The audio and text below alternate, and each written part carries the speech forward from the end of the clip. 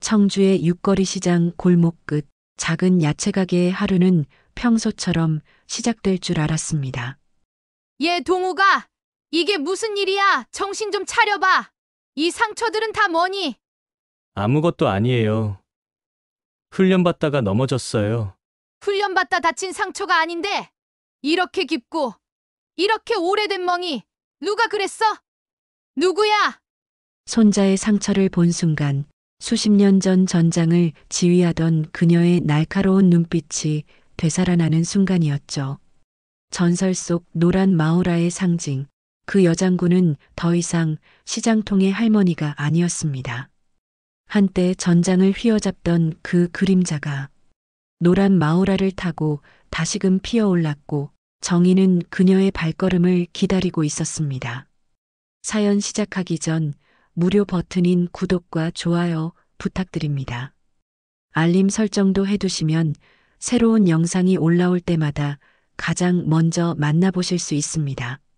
새벽 5시 육거리 시장 골목 끝자락에 자리한 경잔의 채소마당은 하루를 시작할 준비를 하고 있었습니다. 한 경자는 어김없이 새벽같이 일어나 상추와 배추를 다듬고 있었죠. 70이 훌쩍 넘은 나이에도 그녀의 손놀림은 여전히 빠르고 정확했습니다. 이른 시간임에도 불구하고 시장 상인들이 하나둘 나타나기 시작했었죠. 한 경자는 그들과 반갑게 인사를 나누며 오늘도 평범한 하루가 시작될 것이라고 생각했습니다. 할머니, 익숙한 목소리가 멀리서 들려왔습니다. 고개를 들어보니 군복을 입은 손자 이동욱이 무거운 군용 가방을 메고 다가오고 있었습니다. 첫 휴가를 나온 모습이었죠. 그런데 뭔가 이상했습니다.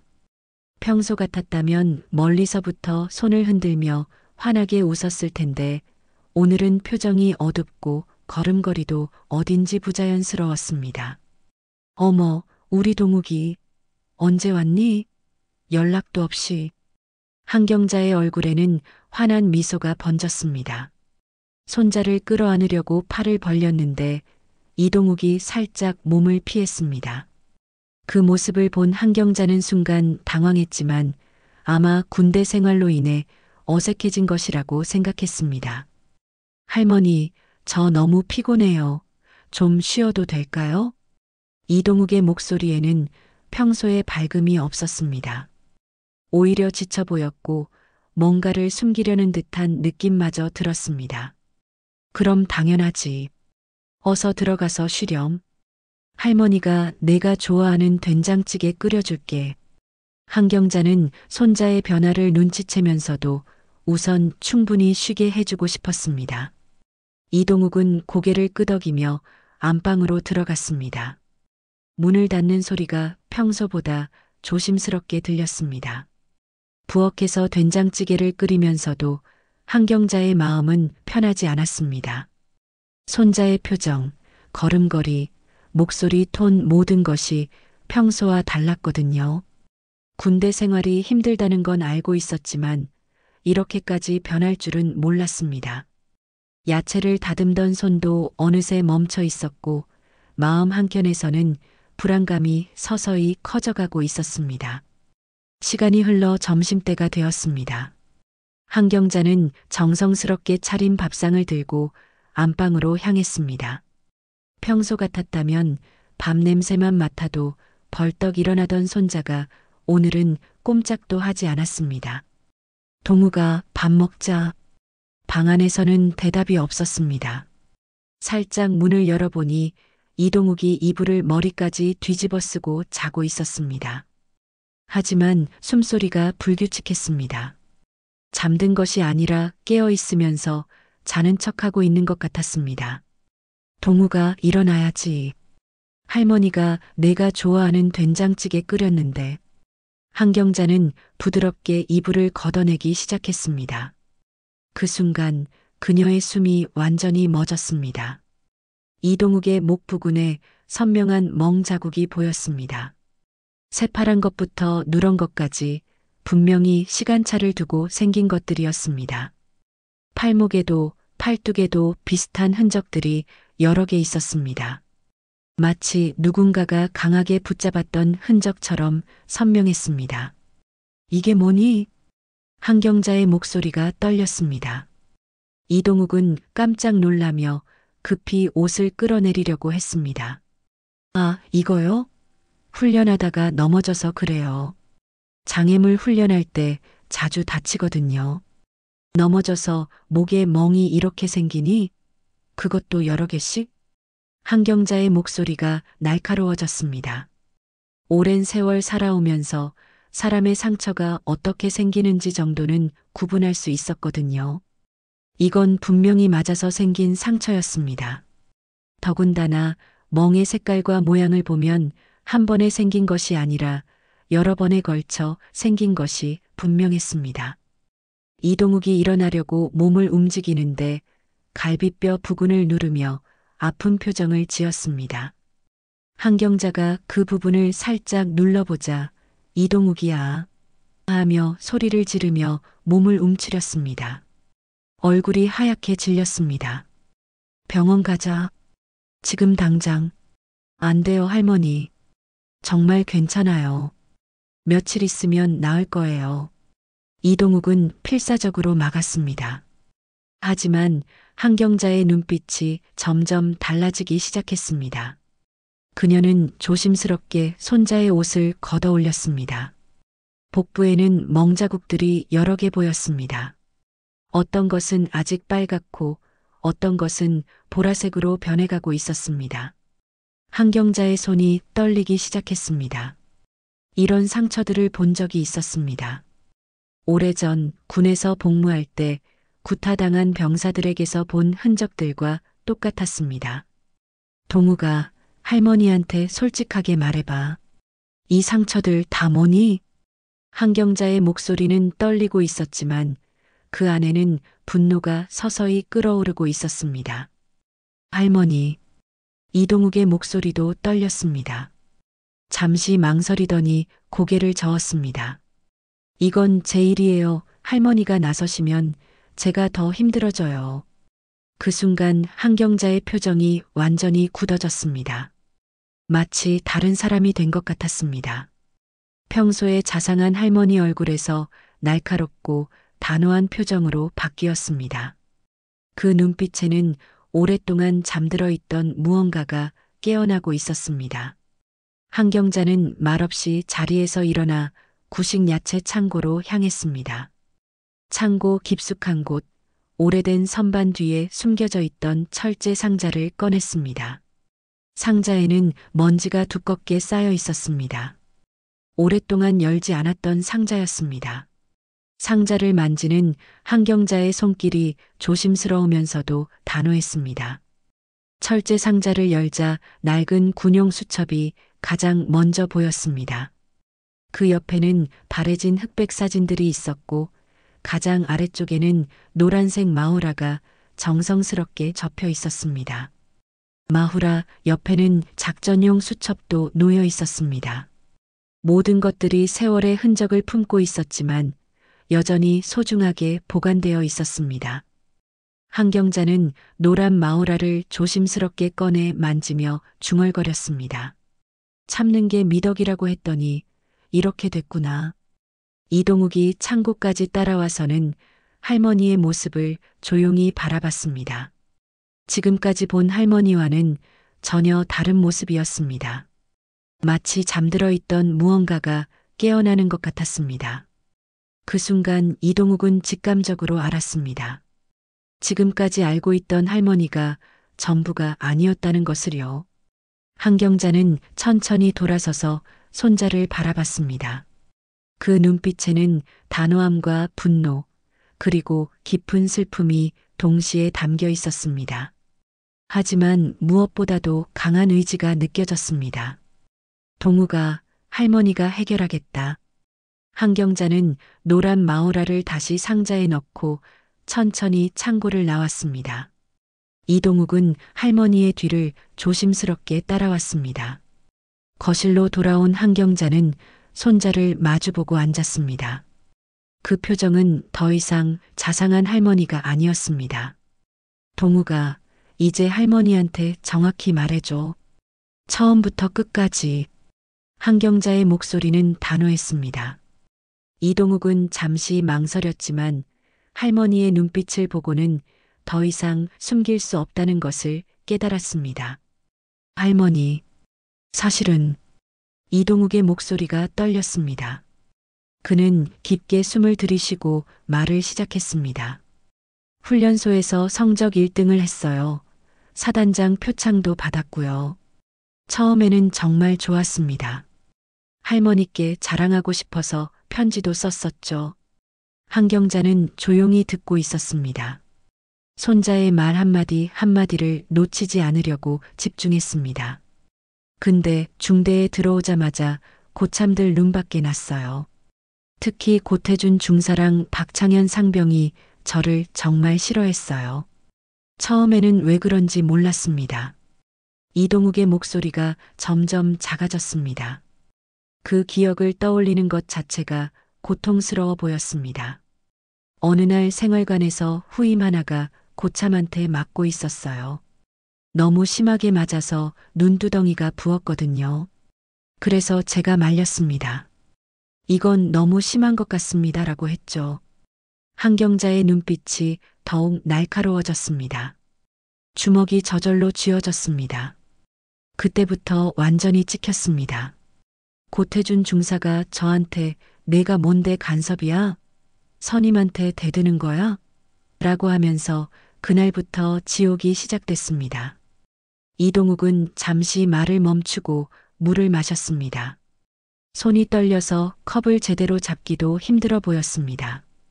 그런데 누가 제 할머니 얘기를 했나 봅니다.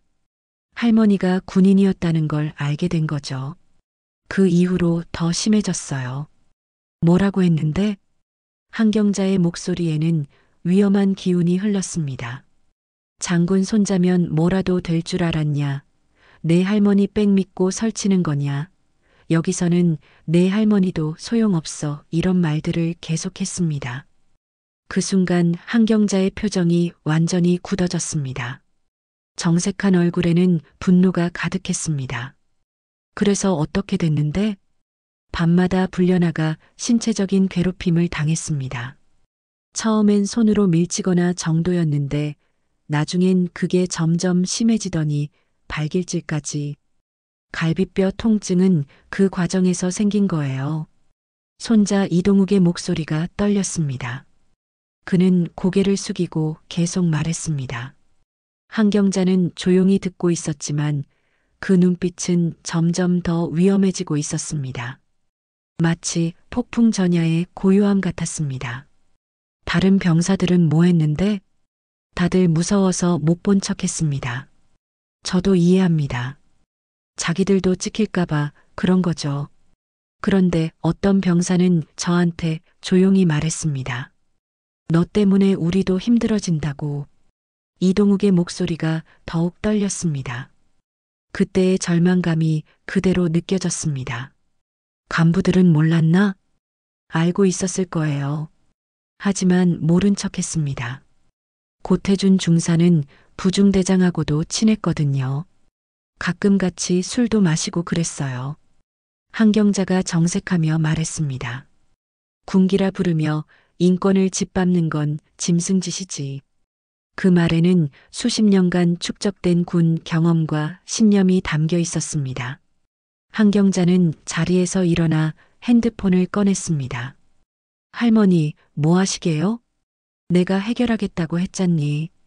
한경자는 오래된 수첩을 뒤적이며 번호를 찾기 시작했습니다. 그 수첩에는 수많은 이름과 번호들이 적혀 있었습니다. 모두 군에서 함께 복무했던 사람들이었습니다. 전화를 걸었습니다. 최참모. 나야 경자. 전화 너머에서 반가운 목소리가 들렸습니다. 경자, 오랜만이네. 어떻게 지내고 있어? 한경자는 간단하게 상황을 설명했습니다. 최참모의 목소리가 점점 진지해졌습니다. 뭐, 그런 일이 있었다고? 이건 용납할 수 없는 일이야. 어느 부대인지 알려줘. 내가 직접 알아볼게. 고맙다, 최참모. 하지만 공식적인 루트로는 한계가 있을 것 같아. 그럼 비공식적으로라도 압박을 가해야지. 내가 아는 사람들을 통해서 해당 부대에 알아볼게. 한경자는 조금 안심했지만 곧 최참모로부터 실망스러운 소식을 들었습니다. 경자, 내가 알아봤는데 해당 부대에서는 그런 일이 없었다고 잡아떼고 있어. 오히려 내 손자가 부적응 문제가 있다고 둘러대는 상황이야. 한경자의 얼굴이 굳어졌습니다. 그리고 상급 부대에서도 민감한 사안이라며 섣불리 개입하기 어렵다는 입장이야. 증거가 명확하지 않다는 이유로 말이지.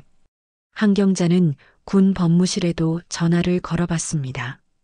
담당자는 형식적인 답변만 반복했습니다. 정식 신고를 받으면 조사는 진행하겠습니다. 하지만 자료를 제출하신 후 기다려 주셔야 합니다. 보통 이런 사안은 몇 주에서 몇 달 걸립니다. 기다리라고요? 한경자의 목소리가 차갑게 변했습니다. 네, 절차상 어쩔 수 없습니다. 성급하게 처리하면 오히려 문제가 될 수 있습니다. 전화를 끊은 한경자의 얼굴에는 분노가 가득했습니다. 군 내부의 암묵적 방관과 형식적인 대응에 실망했습니다. 이동욱이 조심스럽게 말했습니다. 할머니, 괜찮아요. 그냥 참고 복무 마치면 돼요. 참으라고? 한경자의 목소리가 날카로워졌습니다. 내가 수십 년 군복 입고 살면서 지켜온 게 뭔지 아니? 약한 자를 보호하고 정의를 실현하는 거야. 그런데 지금 군대가 뭐하고 있는 거니? 절차와 방관으로 일관하고 있잖니. 한경자는 다시 철제 상자에서 작전용 수첩을 꺼냈습니다. 그 수첩에는 수많은 작전 계획들이 적혀 있었습니다. 할머니, 동우가 할머니는 포기하지 않는다. 공식적인 루트가 막혔으면 다른 방법을 찾는 거야. 한경자의 눈빛에는 확고한 의지가 담겨 있었습니다. 마치 옛날 작전을 계획할 때의 그 눈빛과 똑같았습니다. 동우가 사진이나 영상 찍어 놓은 거 없니? 증거가 필요해. 이동욱의 얼굴이 창백해졌습니다. 한경자는 손자의 표정을 보고 확신했습니다. 있구나. 보여줘. 할머니, 이거 들키면 정말 큰일 나요. 하지만 한경자의 눈빛을 보고는 더 이상 거부할 수 없었습니다. 손자 이동욱은 떨리는 손으로 핸드폰 사진첩을 열어 보였죠. 첫 번째 영상을 재생하자 생활관 내부가 보였습니다. 흐릿하지만 고태준 중사가 한 병사를 벽에 밀어붙이고 있는 모습이 담겨 있었습니다. 고함 소리가 선명하게 들렸습니다. 이놈이 또 대드네. 내가 뭔데 선임한테 대들어. 한경자의 얼굴이 점점 굳어졌습니다. 두 번째 영상에서는 박창현 상병이 다른 병사를 거칠게 대하는 장면이 나왔습니다. 군기 빠진 놈들은 이렇게 해야 돼. 다음 영상은 손자 이동욱 괴롭힘을 당하는 모습이었죠. 화면이 흔들렸지만 그 모습은 분명하게 담겼습니다. 한경자는 조용히 영상들을 보며 말했습니다. 이런 증거가 있으면서 왜 신고하지 않았니? 할머니, 이거 찍은 걸 들키면 더 큰일이 납니다. 그리고 신고해봤자 묻힐 거라고 생각했습니다. 한경자는 핸드폰을 들고 다시 수첩을 뒤적였습니다. 최민국이라는 이름을 찾아 전화를 걸었습니다. 민구가 나야. 한경자. 대장님, 오랜만입니다. 어떻게 지내세요? 최민국은 한경자의 옛 부하였습니다.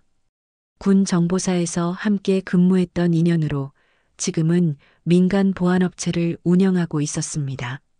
민구가 급한 일이 있어서 그런데 만날 수 있을까? 물론입니다, 대장님. 어디로 갈까요? 우리 가게로 와줘. 그리고 특수 장비 좀 가져와 줄 수 있니? 최민국의 목소리가 진지해졌습니다. 어떤 장비가 필요하십니까? 초소형 카메라, 녹음 장비. 들키지 않을 정도로 작은 것들. 알겠습니다. 바로 출발하겠습니다. 1시간 후 최민국이 검은색 가방을 들고 나타났습니다. 키가 크고 단단한 체격의 그는 여전히 군인다운 모습을 하고 있었습니다. 대장님, 오랜만입니다. 고생 많다, 민국아. 어서 들어와. 최민국은 가방을 열어 각종 장비들을 꺼냈습니다.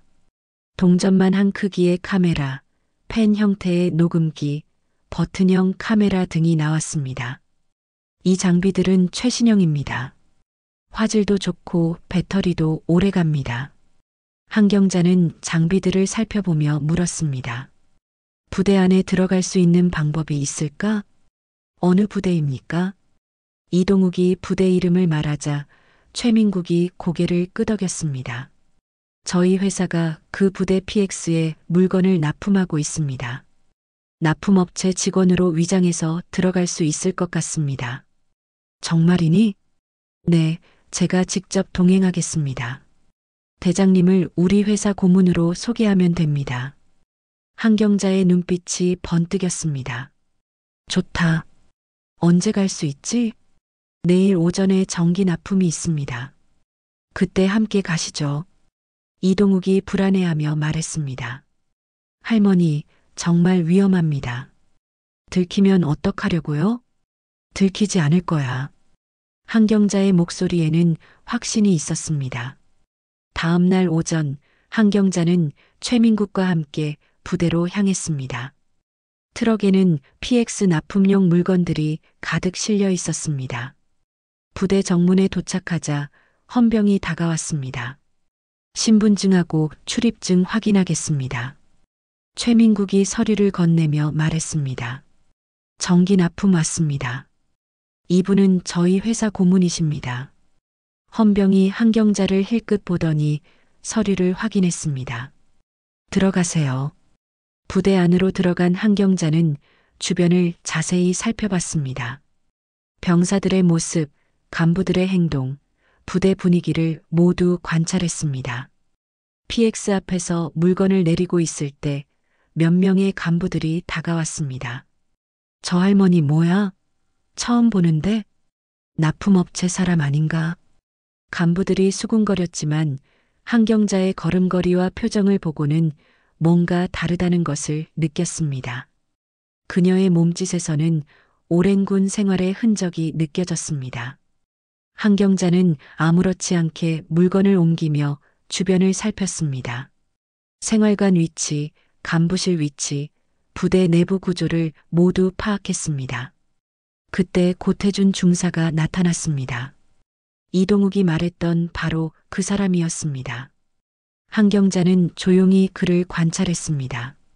아, 거기 병사들 뭐하고 있어? 빨리 와서 짐 옮겨. 고태준 중사가 병사들에게 소리를 질렀습니다. 병사들이 겁에 질린 표정으로 달려왔습니다. 이 정도 짐도 못 옮겨? 평소에 뭐 했어? 한경자는 고태준 중사의 행동을 보며 분노가 치밀어 올랐지만 참았습니다. 지금은 증거를 수집할 때였습니다. 최민국이 한경자에게 조용히 말했습니다.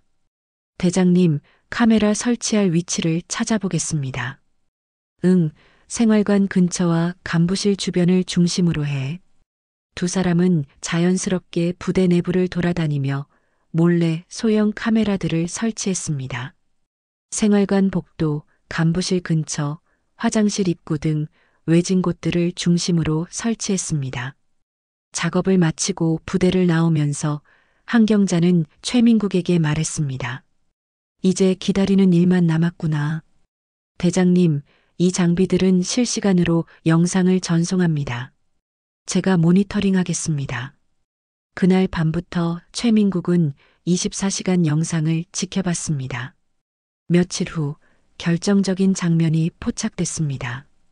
고태준 중사와 박창현 상병이 한 병사를 불러내 괴롭히는 장면이었습니다. 내가 몇 번을 말했어? 선임 지시가 장난이야? 선명한 음성과 함께 폭행 장면이 고스란히 녹화됐습니다.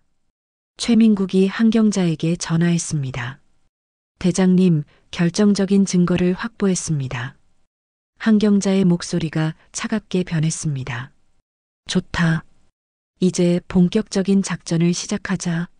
한경자는 최민국이 보내온 영상 파일들을 하나씩 꼼꼼히 살펴봤습니다. 고태준 중사와 박창현 상병의 상습적인 장면이 여러 개 담겨 있었습니다.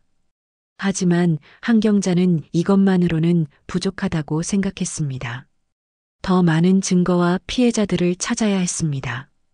동우가 너 말고 다른 피해자들도 있을 거 아니야? 이동욱이 고개를 끄덕였습니다. 네, 할머니. 저만 당한 게 아닙니다. 이등병 김지훈이랑 일병 조민혁도 똑같이 당했습니다. 그 친구들 연락처 알아? 훈련소 동기들을 통해서 알아볼 수 있을 것 같아요. 한경자는 즉시 행동에 나섰습니다. 이동욱을 통해 훈련소 동기들의 연락처를 확보했습니다. 그들을 한 명씩 만나기 시작했습니다.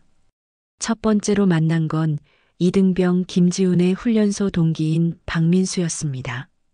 그는 다른 부대에 배치되어 휴가 중이었습니다. 김지훈이요? 얘기 들었습니다. 정말 심각한 상황이라고 하더라고요. 박민수는 조심스럽게 말을 이어갔습니다. 김지훈이 한 달 전에 전화했는데 울면서 얘기했습니다. 매일 밤이 두렵고 더 이상 견딜 수 없다고 했습니다. 한경자의 표정이 더욱 굳어졌습니다. 그 친구 지금 어떻게 지내? 정신과 치료받고 있다고 들었습니다. 부모님이 알게 되어서 병원에 데리고 갔다고 하더라고요. 두 번째로 만난 건 일병 조민혁의 형이었습니다. 조민혁은 현재 입원 중이라 직접 만날 수 없었습니다. 지난주 제 동생이 정신적으로 매우 힘든 상태에 처한 일이 있었습니다. 조민혁의 형은 눈물을 흘리며 말했습니다. 군대에서 무슨 일이 있었는지 자세히 말하지 않았는데 계속 악몽에 시달리고 있었습니다. 밤마다 식은 땀을 흘리면서 더 이상 못 견디겠다고 중얼거렸거든요. 한경자는 조민혁의 형에게서 병원 진료 기록을 받았습니다. 외상 후 스트레스 장애 진단서였습니다. 의사 선생님이 말씀하시길 심각한 정신적 트라우마를 받은 상태라고 했습니다. 지속적인 괴롭힘에 노출됐을 가능성이 높다고 하시더라고요. 한경자는 이런 증언들을 하나씩 기록했습니다. 패턴이 명확했습니다. 체계적이고 지속적으로 괴롭힘이 이루어졌다는 것을요. 그때 이동욱이 조심스럽게 말했습니다. 할머니, 사실 제가 녹음한 파일이 하나 더 있습니다. 뭐라고? 이동욱은 핸드폰에서 숨겨진 음성 파일을 꺼냈습니다. 이건 고태준 중사가 저한테 한 말입니다. 음성 파일을 재생하자 고태준 중사의 목소리가 선명하게 들렸습니다. 야, 이동욱. 너 군대에서 네 발로 나갈 수 있을 것 같냐? 내가 어떻게 하는지 보여줄까? 이어서 손자 이동욱의 비명소리가 들렸습니다. 한경자의 손이 떨렸습니다. 이런 가혹행위 중심에 손자가 있었다는 사실에 분노가 치밀었습니다. 한경자는 모든 증거를 정리했습니다. 영상 증거, 음성 증거, 피해자 증언, 의료 기록까지 완벽했습니다. 이제 확실한 반박 불가능한 증거가 갖춰졌습니다. 그날 밤 한경자는 창고에 깊이 간직해온 철제 상자에서 노란 마오라를 꺼냈습니다. 마오라를 목에 두르며 거울을 보니 젊은 시절의 한경자가 보이는 것 같았습니다. 이제 작전 개시다. 한경자의 목소리는 차갑고 단호했습니다. 수십 년간 잠들어 있던 특수부대 출신 군인의 혼이 완전히 깨어났습니다. 한경자는 작전용 수첩을 펼치고 계획을 세우기 시작했습니다. 모든 증거를 어떻게 활용할지, 어떤 순서로 공개할지, 누구를 먼저 압박할지 모든 것을 치밀하게 계획했습니다. 먼저 부대에 직접 가겠다. 한경자의 눈빛에는 확고한 의지가 담겨 있었습니다. 이제 더 이상 숨을 이유가 없었습니다. 충분한 무기를 갖췄으니까요. 내일부터 진짜 정의 실현이 시작된다. 평일 오전 9시 한경자는 노란색 정장을 말끔히 차려입고 거울 앞에 섰습니다. 목에는 그녀의 상징 노란 마호라가 단정하게 메어져 있었습니다. 거울 속의 모습은 더 이상 시장에서 야채를 파는 할머니가 아니었습니다. 수십 년 전 군복을 입고 작전을 지휘하던 그 모습이었습니다. 할머니, 정말 가시는 겁니까? 이동욱이 불안한 표정으로 물었습니다. 그럼, 이제 끝낼 시간이야. 한경자의 목소리는 확고했습니다. 그녀는 작전용 수첩과 모든 증거 자료들을 가방에 넣었습니다. 최민국이 기사 역할을 맡아 차를 준비했습니다. 부대까지 가는 동안 한경자는 조용했습니다. 마치 전투 전 명상에 잠긴 지휘관 같았습니다. 최민국이 조심스럽게 말했습니다. 대장님, 정말 이렇게 정면 돌파하시는 겁니까? 위험할 수도 있습니다. 민구가 때로는 정면 승부가 가장 확실한 방법이야. 우리에게는 진실이 있으니까. 부대 정문이 보이기 시작했습니다. 한경자는 깊게 숨을 들이쉬었습니다. 차에서 내린 한경자는 당당한 걸음으로 정문을 향해 걸었습니다. 그 모습을 본 초병이 당황했습니다. 어르신, 통행증이 있으십니까?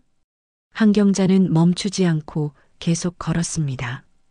통행증 없으시면 출입이 안 됩니다. 초병이 다급하게 외쳤지만 한경자의 걸음걸이와 표정을 보고는 뭔가 다르다는 것을 직감했습니다. 그녀의 모든 몸짓에서 군인의 기품이 느껴졌습니다. 나 한경자 장군일세. 보고하게나. 초병은 급히 무전기를 집어들었습니다. 초소 상황실입니다. 지금 한경자 장군님이 정문 앞에 있습니다. 장군님? 그분이 어떻게 여길? 노란 마우라를 두르신 분이. 분위기가 보통이 아닙니다. 무전실에서는 잠시 정적이 흘렀습니다. 그리고 곧 긴급 방송이 울려 퍼졌습니다. 모든 간부는 즉시 정문으로 집합하라. 반복한다. 모든 간부는 즉시 정문으로 집합하라. 몇 분 후 대대장을 비롯한 간부들이 숨을 헐떡이며 달려왔습니다. 대대장은 한경자를 보자마자 얼굴이 새파래졌습니다. 장 장군님, 대대장의 목소리가 떨렸습니다. 다른 간부들도 마찬가지였습니다. 그들은 한경자의 정체를 알고 있었습니다. 그때 사단장도 급히 도착했습니다. 사단장은 긴장한 표정으로 대대장에게 지시했습니다. 경례로 모셔라. 간부들이 일제히 경례를 했습니다. 하지만 옆에 있던 병사들이 상황을 이해하지 못하고 수군거렸습니다. 뭐야, 저 노란 스카프의 정장은? 코스프레야? 할머니가 왜 저기서 경례받고 있어? 이상하네. 그 순간 뒤편에서 지켜보던 중령이 날카로운 눈빛으로 병사들을 보며 말했습니다. 조용히 해, 무식한 놈들아. 너희 황혼독수리 작전 몰라? 살아있는 군사 전설이야. 저 노란 마호라는 작전 성공의 상징이라고. 병사들이 당황하며 중령을 바라봤습니다. 중령님, 그게 뭡니까? 중령은 엄숙한 표정으로 말하기 시작했습니다. 74년 겨울이었지. 국경 너머 정글에 투입된 한국 특수요원 6명이 교신 두절되고 보급도 끊겼어. 적진 깊숙이 들어간 상태에서 완전히 고립된 거야. 병사들이 숨을 죽이며 들었습니다. 미군도 우리 고위층도 다 포기했지. 생존 가능성이 전무하다고 판단했거든. 하지만 그분만은 아니었어. 한경자 준장. 중령의 목소리가 더욱 진지해졌습니다. 본인이 직접 현장에 투입됐고 정찰기랑 공군 무전, 지형 정보까지 모아서 생존 가능한 루트를 손으로 가려냈지. 밤낮 없이 뛰어다니며 공군과 협력해 구조작전을 이끌었어. 그래서 어떻게 됐습니까? 결국 전원 살아 돌아왔어. 불가능하다고 여겨졌던 구조작전을 성공시킨 거야. 그때 공군 조종사 셋이 본인 마우라를 벗어 지금 한경자 장군님께 드렸대. 중령이 한경자를 바라보며 말했습니다. 그게 바로 노란 마우라의 전설의 시작이었지. 그 순간 분위기는 완전히 얼어붙었습니다.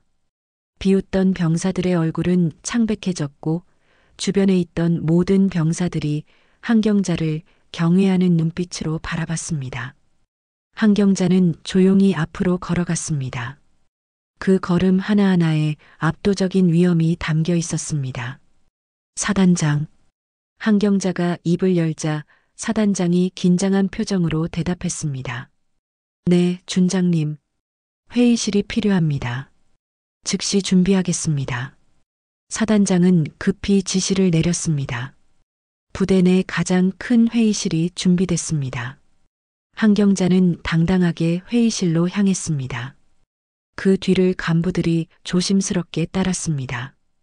회의실에는 대대장, 중대장, 주요 간부들이 모였습니다. 한경자는 회의실 맨 앞자리에 앉았습니다. 노란 마우라가 형광등 불빛에 빛났습니다. 앉으세요.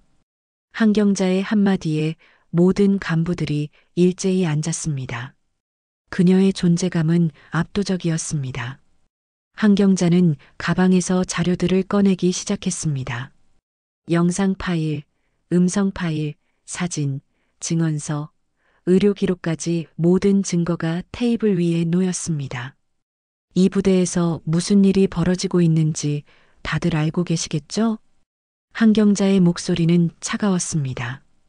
대대장이 땀을 흘리며 대답했습니다. 그게 모르신다고요? 한경자가 준비한 영상을 재생했습니다. 고태준 중사가 병사를 괴롭하는 장면이 나왔습니다. 회의실은 정적에 휩싸였습니다. 이게 군기입니까? 이게 교육입니까? 한경자의 목소리가 점점 날카로워졌습니다. 두 번째 영상이 재생됐습니다. 박창현 상병이 병사를 발로 차는 장면이었습니다. 이런 일이 매일 벌어지고 있었는데 간부들은 뭐 했습니까? 간부들은 아무도 대답하지 못했습니다. 한경자는 음성 파일을 재생했습니다. 고태준 중사의 목소리가 회의실에 울려 퍼졌습니다. 너 군대에서 내 발로 나갈 수 있을 것 같냐? 내가 마음먹으면 너 하나쯤은 어떻게 될지 몰라. 사단장의 얼굴이 창백해졌습니다. 이것이 대한민국 군대에서 벌어지는 일입니까? 한경자의 질문에 아무도 대답하지 못했습니다. 지금부터 비공식 브리핑을 시작하겠습니다. 한경자의 목소리는 더 이상 할머니가 아니었습니다. 작전을 지휘하는 군인이었습니다. 한경자는 회의실 앞쪽에서 천천히 일어났습니다. 노란 마호라가 형광등 불빛 아래서 빛나고 있었습니다. 그 순간 회의실의 모든 간부들, 심지어 장성까지도 고개를 숙였습니다. 그녀의 존재감은 계급을 뛰어넘는 것이었습니다. 여러분, 제가 오늘 여기 온 이유를 말씀드리겠습니다. 한경자의 목소리는 차갑고 명확했습니다. 이건 제 손자 이동욱 개인의 문제가 아닙니다. 군의 기강, 정예, 그리고 생명에 관한 문제입니다. 그녀는 테이블 위에 놓인 증거 자료들을 하나씩 가리키기 시작했습니다. 첫 번째 영상 증거입니다. 한경자가 노트북을 열어 영상을 재생했습니다. 고태준 중사가 이동욱을 벽에 밀어붙이는 장면이 선명하게 나왔습니다. 보시다시피 이는 단순한 훈육이 아닙니다. 명백한 폭행입니다. 간부들의 얼굴이 점점 굳어졌습니다. 두 번째, 음성 증거입니다. 이번에는 고태준 중사의 목소리가 회의실에 울려 퍼졌습니다. 사단장이 깊은 한숨을 쉬었습니다. 세 번째, 피해자 진술서입니다. 한경자는 두꺼운 파일을 들어 올렸습니다. 이동욱뿐만 아니라 김지훈 2등병, 조민혁 1병, 그리고 익명을 원하는 여러 명의 병사들이 동일한 피해를 당했다고 증언했습니다. 대대장이 떨리는 목소리로 말했습니다. 저희가 부족했습니다. 한경자의 눈빛이 날카로워졌습니다. 부족한 게 아니라 외면한 겁니다. 그 말에 회의실이 정적에 휩싸였습니다. 여러분은 언제부터 이런 일들이 벌어지고 있다는 걸 알고 계셨습니까? 중대장이 조심스럽게 대답했습니다. 최근에 알게 됐습니다. 거짓말하지 마세요. 한경자가 단호하게 말했습니다. 제가 확보한 증언에 따르면 이런 일들은 최소 1년 전부터 지속적으로 벌어졌습니다. 그리고 간부들은 모두 알고 있었습니다. 한경자는 또 다른 파일을 꺼냈습니다. 부중대장이 현장을 목격하고도 그냥 지나간 증언도 있습니다. 이것이 부족한 겁니까? 아니면 고의적 방관입니까? 부중대장의 얼굴이 새파래졌습니다. 그때는 변명하지 마십시오. 한경자의 목소리가 더욱 차가워졌습니다. 군인의 첫 번째 의무가 뭡니까? 국가를 지키는 것입니다. 그런데 정작 자신의 부하들을 지키지 못한다면 어떻게 국가를 지킬 수 있겠습니까? 사단장이 입을 열었습니다. 준장님, 저희가 즉시 조치를 취하겠습니다. 이미 늦었습니다. 한경자가 단호하게 말했습니다. 조민혁 1병과 김지훈 2등병은 정신과 치료를 받고 있습니다. 이런 상황에서 조치를 취하겠다는 말이 무슨 의미가 있겠습니까? 한경자는 핸드폰을 꺼내 전화를 걸기 시작했습니다. 국방부 감찰실입니까? 한경자입니다. 전화 너머에서 놀란 목소리가 들렸습니다. 준장님, 오랜만입니다. 긴급 사안으로 연락드립니다. 즉시 조사관을 파견해 주시기 바랍니다. 한경자는 간단하게 상황을 설명했습니다. 알겠습니다. 오늘 오후에 조사관을 보내겠습니다. 전화를 끊은 한경자는 다시 다른 번호를 눌렀습니다. 군 법무단입니까? 한경자입니다. 준장님, 무엇을 도와드릴까요? 집단 폭행 사건에 대한 긴급 수사를 요청합니다. 지금 즉시요. 네, 준장님. 즉시 수사관을 파견하겠습니다. 한경자는 또 다른 전화를 걸었습니다. 참모총장실입니까? 한경자입니다. 준장님, 안녕하십니까? 군기강 회의에 대한 특별 감찰을 요청합니다. 즉시 처리하겠습니다. 한경자가 연달아 전화를 거는 동안 간부들의 얼굴은 점점 더 창백해졌습니다. 그들은 이제 사태의 심각성을 깨닫기 시작했습니다. 여러분, 이제 이 문제는 이 부대만의 일이 아닙니다. 국방부 전체가 주목하고 있습니다. 대대장이 절망적인 표정으로 말했습니다. 준장님, 저희가 잘못했습니다. 기회를 주십시오. 기회요? 한경자가 냉소적으로 웃었습니다. 제 손자에게는 기회를 주셨습니까? 김지훈 2등병에게는? 조민혁 1병에게는? 그때 회의실 문이 열리고 고태준 중사와 박창현 상병이 들어왔습니다. 그들은 상황을 파악하지 못한 채 가볍게 인사했습니다. 무슨 회의입니까? 한경자가 천천히 그들을 바라봤습니다. 당신들이 고태준 중사와 박창현 상병이군요. 네, 그런데 누구시죠? 고태준 중사가 무례하게 말했습니다. 그 순간 대대장이 급히 일어나 소리쳤습니다. 조심해. 한경자 준장님이시다. 고태준 중사와 박창현 상병의 얼굴이 순간 굳어졌습니다.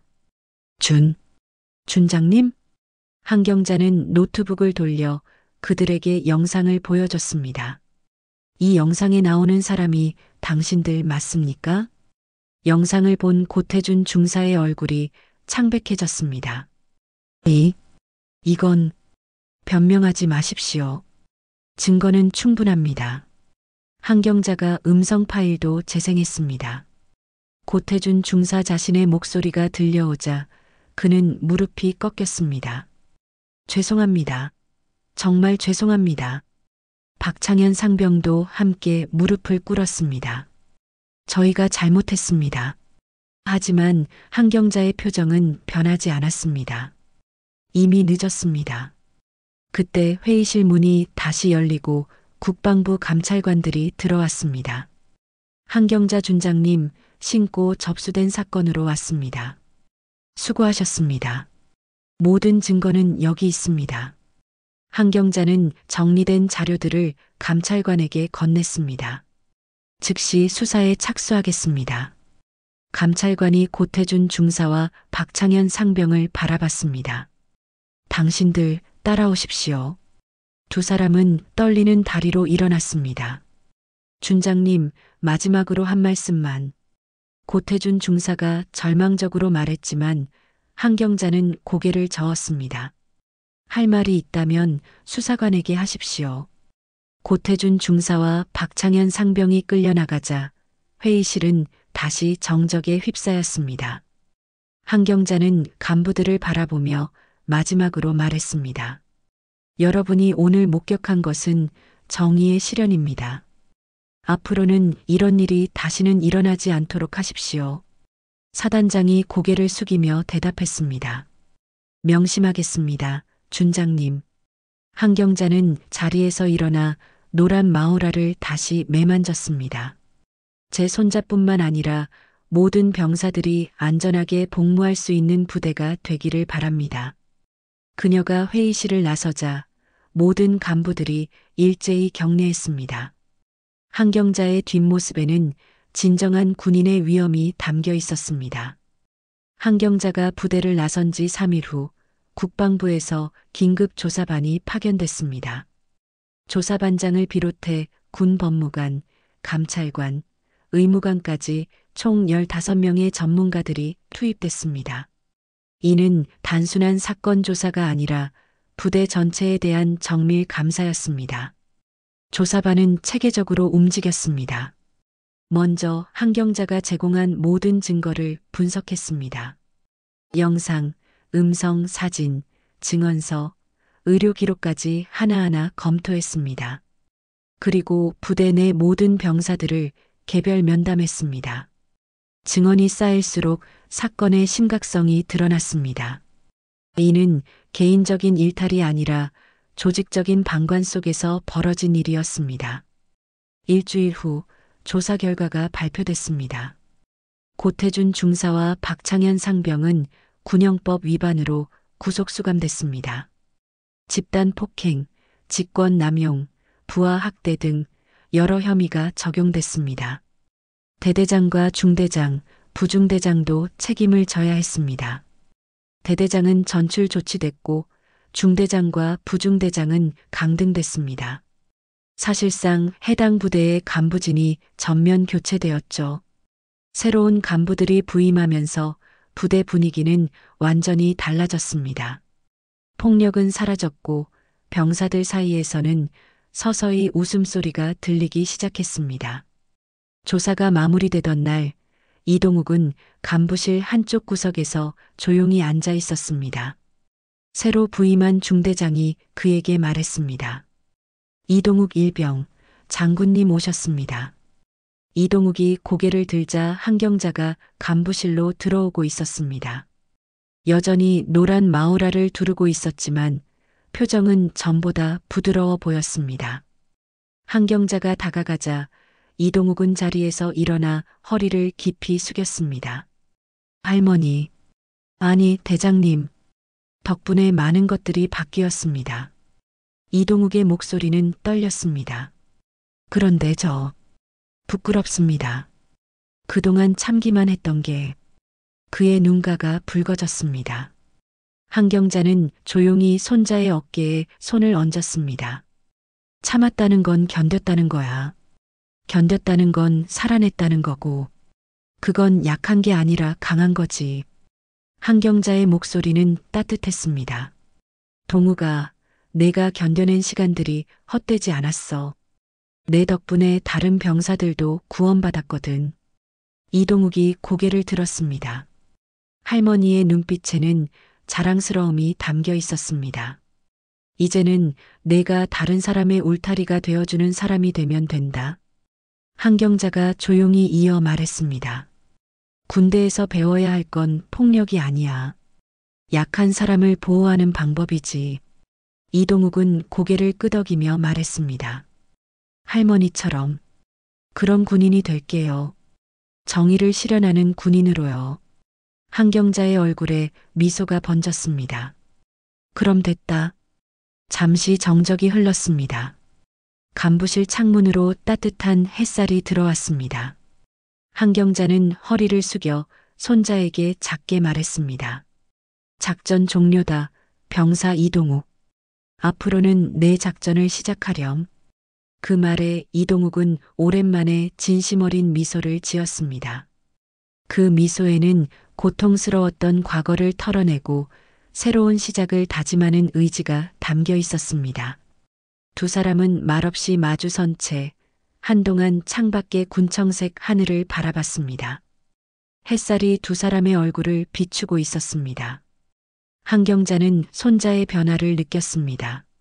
처음 휴가를 나왔을 때의 그 절망적이고 위축된 모습은 더 이상 없었습니다. 대신 당당하고 희망찬 모습이 있었습니다. 할머니, 저 이제 정말 괜찮습니다. 아니, 괜찮은 게 아니라 강해졌습니다. 이동욱의 목소리에는 확신이 담겨 있었습니다. 그래, 내가 강해진 게 아니라 원래 강했던 거야. 다만 그걸 깨달은 거지. 한경자가 손자의 어깨를 다시 한번 토닥여줬습니다. 새로 부임한 중대장이 조심스럽게 다가왔습니다. 준장님, 정말 감사합니다. 덕분에 이 부대가 완전히 달라졌습니다. 당연한 일을 했을 뿐입니다.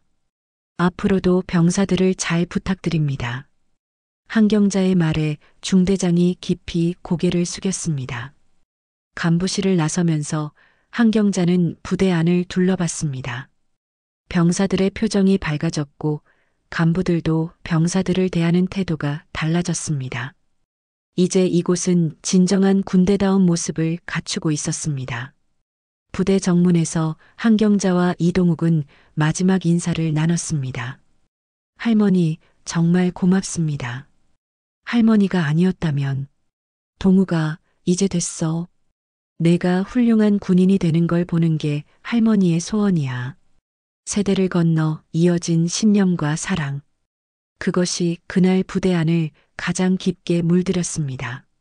정의를 향한 의지와 약자를 보호하려는 마음이 할머니에서 손자로 전해진 순간이었습니다. 한 달 후, 육거리 시장은 여느 때와 다름없이 평범한 하루를 맞이했습니다. 경잔의 채소마당에서도 한경자는 어김없이 새벽같이 일어나 상추와 배추를 다듬고 있었습니다. 마치 그 모든 일들이 꿈이었던 것처럼 일상은 다시 평온하게 흘러가고 있었습니다. 경자야, 요즘 손자 어떻게 지내? 군대에서 큰일 났다면서? 옆 가게 아주머니가 걱정스러운 목소리로 물었습니다. 이제 다 해결됐습니다. 우리 동욱이도 건강하게 복무하고 있고요. 한경자는 담담하게 대답했습니다. 하지만 그 눈빛에는 여전히 예전의 그 단호함이 남아 있었습니다. 오후가 되자 익숙한 목소리가 들려왔습니다. 할머니. 돌아보니 이동욱이 환한 미소를 지으며 다가오고 있었습니다. 한 달 전과는 완전히 다른 모습이었습니다. 어깨가 펴져 있고 걸음걸이도 당당했습니다. 무엇보다 얼굴에 생기가 돌았습니다. 어머, 우리 동욱이 언제 또 휴가 나왔니? 주말 외박입니다. 할머니 보고 싶어서 왔습니다. 이동욱은 할머니를 꼭 안았습니다. 이번에는 피하지 않았습니다. 오히려 감사함이 가득 담긴 포옹이었습니다. 부대 생활은 어떠니? 정말 좋습니다. 새로 오신 간부들이 병사들을 정말 잘 대해주십니다. 이동욱의 목소리에는 안도감과 만족감이 담겨 있었습니다. 그리고 할머니, 제가 결정한 게 있습니다. 뭔데? 저 복무 마치면 ROTC 도전하렵니다. 한경자의 눈빛이 반짝였습니다. 정말이니? 네, 할머니를 보면서 깨달았습니다. 진짜 군인이 뭔지 말입니다. 저도 할머니 같은 군인이 되고 싶습니다. 한경자는 잠시 말을 멈추고 손자를 바라봤습니다. 그리고 조용히 말했습니다. 좋은 장교는 약자를 먼저 보호하는 사람이야. 네, 할머니. 명심하겠습니다. 이동욱의 대답에는 진심이 담겨 있었습니다. 그리고 할머니, 부대에서 제가 노란 마오라의 손자로 유명해졌습니다. 다들 존경하는 눈빛으로 봅니다. 한경자가 웃으며 말했습니다. 그건 내가 당당하게 견뎠기 때문이야. 할머니의 이름이 아니라 내 자신의 힘으로 얻은 존경이지. 두 사람은 야채가게 앞에 앉아 따뜻한 차를 마시며 이야기를 나눴습니다. 시장 사람들이 지나가며 반갑게 인사했습니다. 동욱이 많이 밝아졌네. 군대 생활 잘하고 있구나. 사람들의 관심과 격려에 이동욱은 밝게 웃으며 인사했습니다. 해가 서서히 져가기 시작했습니다. 이동욱이 부대로 돌아갈 시간이 다가왔습니다. 할머니, 저 이제 가봐야겠습니다. 그래, 조심히 가렴. 그리고 동욱아. 네, 할머니. 군대 내 인권은 전설이 아니라 기본이 되어야 한다는 걸 잊지 마라. 이동욱이 고개를 끄덕였습니다. 네, 할머니. 저도 그런 기본을 지키는 장교가 되겠습니다. 이동욱이 떠난 후 한경자는 혼자 야채 가게를 정리했습니다. 해질녘이 되자 그녀는 조용히 창고로 들어갔습니다. 철제 상자를 열고 노란 마오라를 꺼냈습니다. 마오라를 펼쳐보니 여전히 선명한 노란색이었습니다. 세월이 흘러도 변하지 않는 신념의 색깔처럼 말입니다. 한경자는 마오라를 조심스럽게 접기 시작했습니다. 하나하나 정성스럽게 접어가며 지난 한 달을 되돌아봤습니다. 손자를 구하는 과정에서 자신도 많은 것을 깨달았습니다. 나이가 들어도 정의를 향한 열정은 식지 않는다는 것, 그리고 진정한 용기는 약자를 보호할 때 발휘된다는 것을 다시 한번 확인했습니다. 마오라를 다 접은 한경자는 그것을 철제 상자에 다시 넣었습니다. 하지만 이번에는 완전히 묻어두는 것이 아니었습니다. 언제든 다시 꺼낼 수 있도록 준비해두는 것이었습니다. 왜냐하면 세상에는 아직도 보호받아야 할 사람들이 많기 때문입니다. 그리고 한경자는 그들을 지킬 준비가 되어 있습니다. 창고를 나서며 한경자는 하늘을 올려다봤습니다. 별들이 하나둘 떠오르기 시작했습니다. 그 별들처럼 어둠 속에서도 빛을 잃지 않는 사람이 되겠다고 다짐했습니다. 육거리 시장의 하루가 끝나고 있었습니다. 하지만 정의를 향한 한경자의 의지는 여전히 불타고 있었습니다. 그리고 그 의지는 손자 이동욱에게도 전해져 다음 세대의 희망으로 이어지고 있었습니다. 야채 가게의 불이 꺼지고 시장이 조용해졌지만 한경자의 마음속 정의의 불빛은 여전히 밝게 타오르고 있었습니다. 오늘의 이야기 어떠셨나요? 무료인 구독과 알람 설정 잊지 마시고 여러분의 따뜻한 댓글 하나가 정말 큰 힘이 됩니다. 함께 해주셔서 진심으로 감사드립니다. 사연만사였습니다.